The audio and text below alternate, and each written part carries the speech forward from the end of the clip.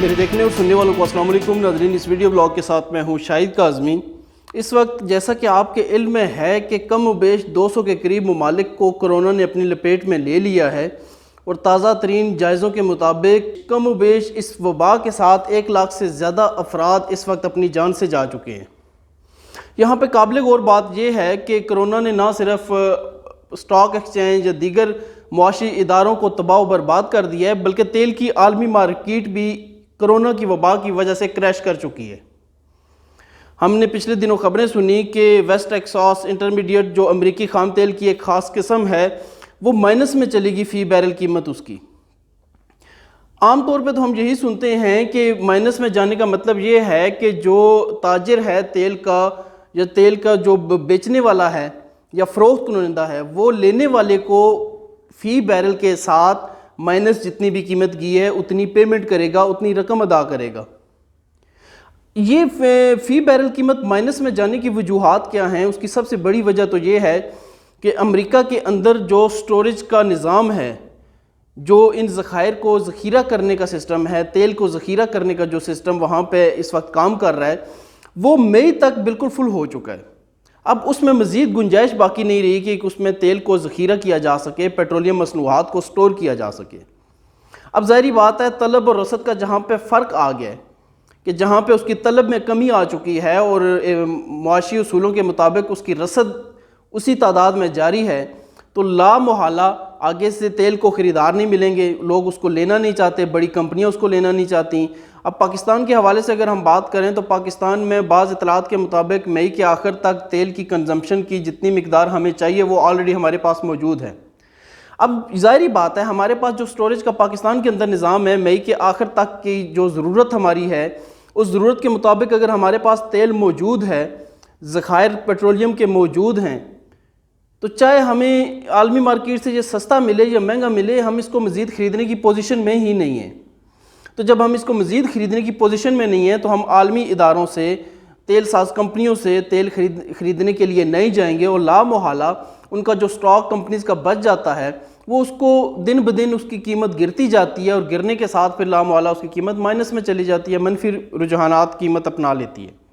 اسی طرح کینیڈین خام مال ہے، کینیڈین خام مال میں قیمت اس حد تک گر چکی ہے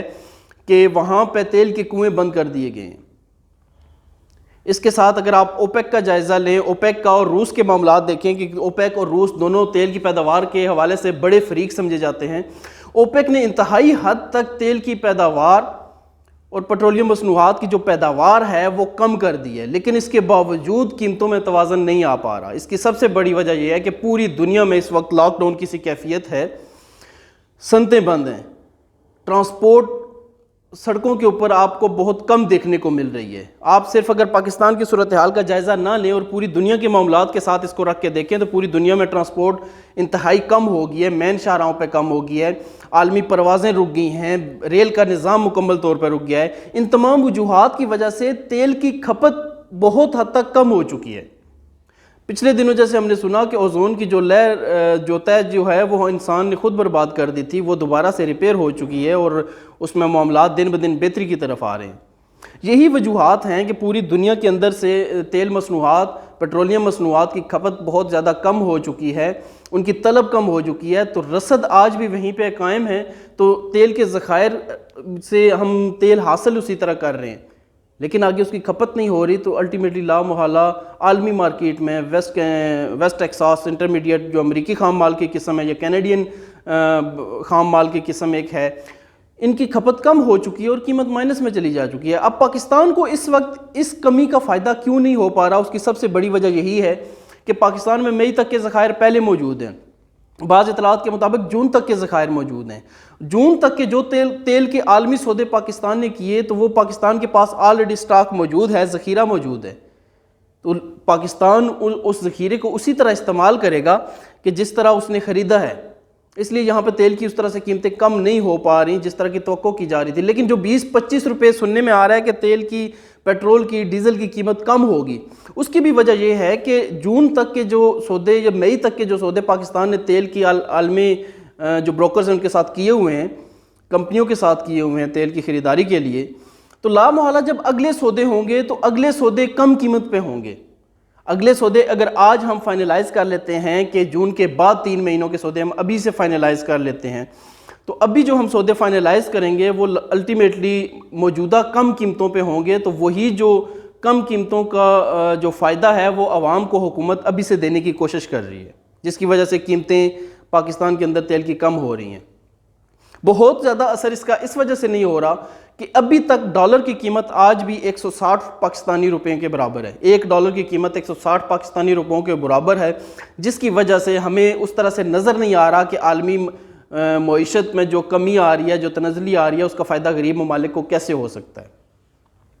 جیسے جیسے روپے اور ڈالر کے درمیان یہ فرق کم ہوتا جائے گا، اس سے نہ صرف پاکستان کی معیشت کو بہتری ملنے کے چانسز ہیں، بلکہ کرونا کی وبا اپنی جگہ ہے، اللہ اس سے پوری دنیا کو نجات دے، لیکن کچھ اس کے مثبت پہلو یہ ہیں کہ پاکستان پر قرضوں کا بوجھ کم ہو سکتا ہے، قرضوں پہ ادا کیے جانے والا سود کم ہو سکتا ہے اگر ڈالر اور روپے کے درمیان جو فرق ہے وہ کم ہونا شروع ہو جائے۔